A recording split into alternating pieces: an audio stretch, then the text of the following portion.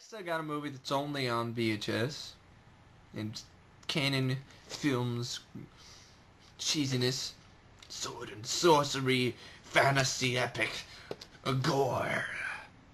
You're like, gore? What the fuck is gore? I mean, I'm serious. A lot of people probably gonna leave gore. They haven't heard of gore. What the fuck is gore? A lot of people haven't heard of gore for good reason. I mean, it's another Italian-produced canon films, sword and sorcery, dust, weird ass movie. I've seen it. I actually kind of grew up with these movies. That's crazy, okay? I go to Hollywood Video when I was young, and I'd just be fascinated by weird movies, and I'd check out Gore and its sequel, Outlaw of Gore. Yes, this actually has two movies, Gore and Outlaw of Gore. See, I saw Outlaw of Gore somewhere for sale, and I didn't buy it because I was like, I don't have Gore, so I don't know. And then I'm like, but I know exactly where it is, and it's been there for like 2 years, flea market, so I'll just pick it up sometime. But anyway, Gore is a film that, well, it's based on a novel called Tarnsman of Gore, and let's just read the synopsis. So, students at New Hampshire College aren't the only ones who think eternity is a few minutes just before vacation. Professor Taro Calvert already has his bags packed, his girlfriend waiting, and a great gone fishing destination in mind. But a vacation isn't what otherworldly forces have in mind for Taro. They know he's one of the chosen few, a man who will be hurtled across time and space into the war-torn strife of a primitive counter-Earth called Gore, and into the adventure of 1,000 lifetimes. The sword and sorcery sci-fi world of novelist John Norman now comes to the screen with fast-paced adaptation directed by Fritz Kurz, Children of the Corn. Yes, the guy who directed Children of the Corn directed this movie, called Gore. And found in stark, sand-swept locales that recreate the parched planet's forbidding terrain. Urbano Barberini, a star in Franco Zeffirelli's classic operatic film Otello, plunges into the action film world as Taro. The bookish professor turned sword-wielding liberator, fighting alongside Taro as a passionate woman warrior, Talina, played by former Playboy playmate Rebecca Ferrati, and Oliver Reed, Oliver, the Three Musketeers, as the brutish enslaver Sarm. That's just a completely unintimidating name. It's Sarm. That sounds... I'm Sarm. Beware the wrath of Sarm. You're like, Sarm? Excuse me? And Jack Palance, Shane, as the cunning priest king. I'm the priest king. To die. and kind of hiss-inspiring villains audiences love to hate. Join Taro's incredible adventure. Leave every day behind, a journey to the far-off land where heroes are made and legends are born. Gore. See, the only trailer I can find for this movie is an Italian trailer, which is dubbed in Italian.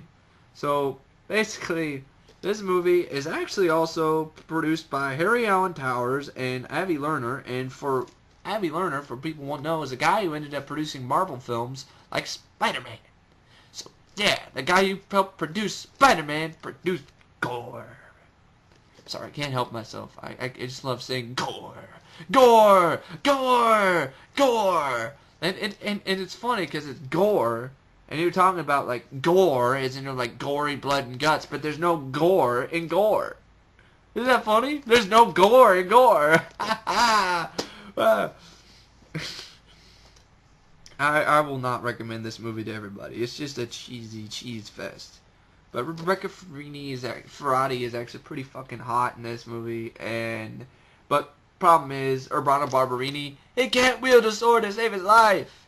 The sword fighting in this film is pathetic, but that's mostly the case with a lot of things. The acting's terrible, but it's a cheese fest that if it's on YouTube, I hope the two of us, the three crazy guys, can rip this a new one, because honestly, this is well deserving of it. Gore. Next I've got Frank Zaccarino in Never Say Die. Trying to kill them was their first mistake. Letting him live was their last. According to the military, he's dead and buried. But ex-Marine John Blake is back and fighting for his life in this explosive action thriller starring Frank Zaccarino. Zaccarino, Project Shadow Chaser. I like Frank Zagarino. I do. I'm sorry. I think the Project Shadow Chaser movies, the first three, ass. The fourth one, Alien Chaser, that movie is dumb. First three Project Shadow Chaser movies, Project Shadow Chaser, great Die Hard, like Terminator ripoff, but it's a ripoff, but it's a lot of fun. Project Shadow Chaser 2 Night Siege, still a lot of fun. I mean, and Project Shadow 3000, Chaser 3000, still a lot of fun. And this movie's a lot of fun. I mean, Frank Zagarino kicks a lot of ass in this movie. After being ambushed and left for dead by a psychotic renegade commander, Corporal Blake mysteriously survives and makes it back to the outside world. Years later, when the same madman kidnaps the general's beautiful daughter, Blake is called into action once again. With the FBI hot on his trail and vengeance in his heart, he comes face to face with the man who betrayed him and settles the score once and for all. Billy Drago and sexy Jennifer Miller co-star in this hard-hitting action thriller in the tradition of Rambo and Missing in Action. First of all, it's nothing like Rambo or Missing in Action. It's just a revenge flick, plain and simple, but Frank Zagarino kicks some ass. If you like cheesy 80s and like 80s, early 90s action movies, I think you'll enjoy Never Say Die. And I'll just talk about real quick another Zagarino film that I have as well. Another one where he basically was. And this is another film he did other than Project Shadow Chaser 2, and 1 and 2. Train to Kill. And Train to Kill, this one I got back from Oregon, and it's rated for EM, for extremely mature. From the killing fields of Cambodia to the mean streets of LA, there's no escaping death and its blinding revenge. Train to Kill. 2 brothers, 2 backgrounds, 1 mission. So, yeah. And it's also got Robert Zadar in it. Yeah. Robert Zadar, who I've heard is a cool guy.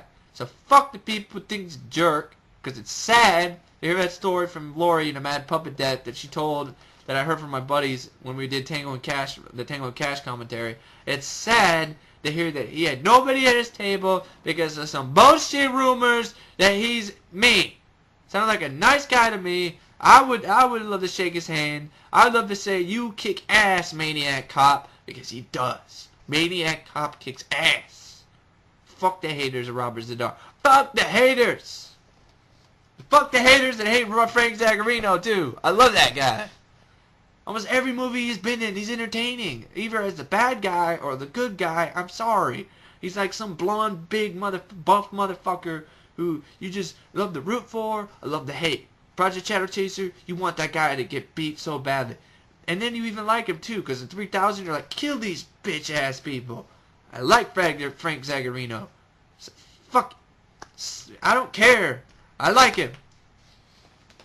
Next I got a movie that's actually on DVD, but the DVD is shitty platinum DVD release. It's just useless. American Shaolin, King of the Kickboxers. It's basically King of the Kickboxers 2. But in here it says American Shaolin, the new breed of kickboxers. Because this film has nothing to do with American Kickboxer. With King of the Kickboxers. The first one, King of the Kickboxers, it doesn't have anything to do with the first film.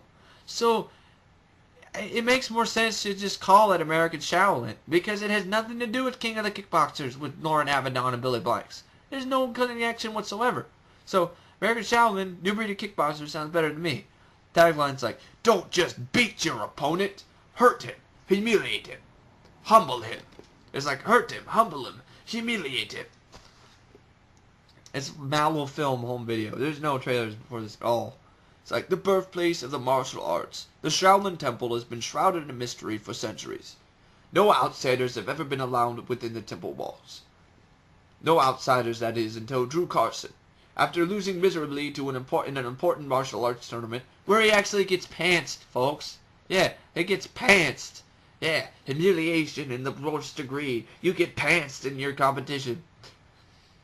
Drew goes to China to study at the legendary temple. He has a great deal of trouble, introducing the other disciples to the joys of Playboy magazine, American football, frisbees, and good old rock and roll. That sounds like a lot of fun. Playboy, frisbees, good old American rock and roll. Yeah. Drew eventually sees the light and embraces the Shaolin way, but on his way out of China, he bumps into an old rival who challenges him to the fight of his life. Basically, I've seen this before. It's actually a lot of fun, folks. I mean, the pantsing sequences are hilarious, and the fight scenes are actually pretty cool. So, if you like the first King of the Kickboxers, you'll like it. If you like old school, kickboxing movies, from the early '90s, I mean, you'll enjoy it. It's a fun film. I'll be honest, it has its moments.